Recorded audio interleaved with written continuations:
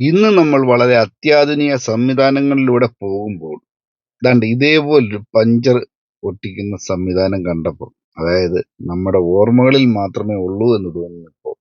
ഇപ്പൊ എങ്ങും ഇങ്ങനെയുള്ള ഒരു പഞ്ചർ ഒട്ടിയിൽ കാണാറില്ല. അതിന്റെ തനതായ രീതിയിൽ, അതായത് പണ്ട് കാലങ്ങളിൽ പഞ്ചർ ഒട്ടിച്ചുകൊണ്ടിരുന്ന ആ വ്യത്യസ്തമായ കാഴ്ച കണ്ടപ്പോൾ എന്നിലൊരു കൗതുകം തോന്നി. അന്നേരം എനിക്ക് തീർച്ചയായിട്ടും നിങ്ങളിലും കൂടെ ഒന്ന് എത്തിച്ച് നമ്മുടെ ആ പഴയ കാലം, പണ്ട് നമ്മൾ പഞ്ചർ ഒട്ടിക്കുമ്പോൾ ഇതൊക്കെ തന്നെ നമ്മുടെ മനസ്സിൽ ആദ്യം വരുന്നത്. പക്ഷെ ഇപ്പം ഉള്ള തലമുറയിൽ ഇങ്ങനെയൊക്കെ പഞ്ചർ ഒട്ടിക്കുന്നത് കാണാനുണ്ടോ എന്ന് ചോദിച്ചാൽ ഒരു വ്യത്യസ്തമായ അനുഭവമായിട്ടാണ് ഇപ്പോഴത്തെ തലമുറയിൽ, അല്ലെങ്കിൽ നമ്മളിപ്പം കണ്ടുകൊണ്ടിരിക്കുന്നത്. എന്തായാലും വളരെ ഭംഗിയായി മെനക്കെട്ട്. ഇപ്പോഴെങ്ങാനും ഇങ്ങനെ ഉണ്ടോ? ഇപ്പം വണ്ടി ജാക്കി വെക്കുകയും വേണ്ട, ഒന്നും വേണ്ട.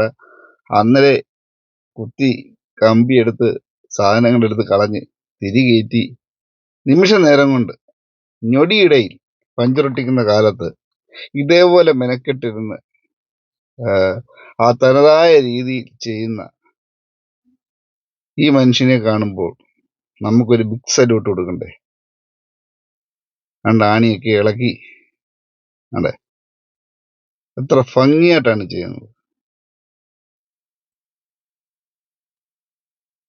ഇത് നമ്മുടെ കൊട്ടാരക്കരയിൽ നിന്നുള്ളൊരു കാഴ്ചയാണ്. കൊട്ടാരക്കര ഇന്ത്യൻ ഓയിലിന്റെ പമ്പിലെ ബിനു ആണ് ഇത്ര ഉത്തരവാദിത്തോടു കൂടി ടയർ പഞ്ചറൊട്ടിച്ച് ടയർ വർക്കുകൾ ചെയ്യുന്നത്.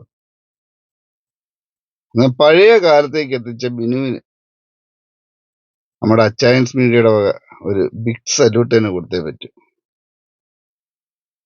ഇങ്ങനെയൊക്കെ ഇപ്പൊ ആര് ചെയ്യും?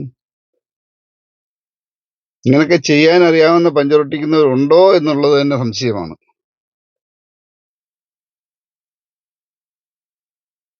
എന്തായാലും ഓരോ കാര്യങ്ങളും വളരെ സൂക്ഷ്മതയോടെയും വളരെ കൃത്യമായും ഇങ്ങനെയൊക്കെ ഇപ്പൊ ആരെങ്കിലും ചെയ്യൂ?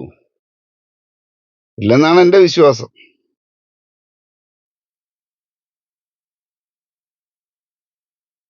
എന്തൊക്കെ കഷ്ടപ്പാടുകളായിരുന്നു. ഇപ്പൊ ഇങ്ങനെയുള്ള കഷ്ടപ്പാട് വല്ലതും ഉണ്ടോ?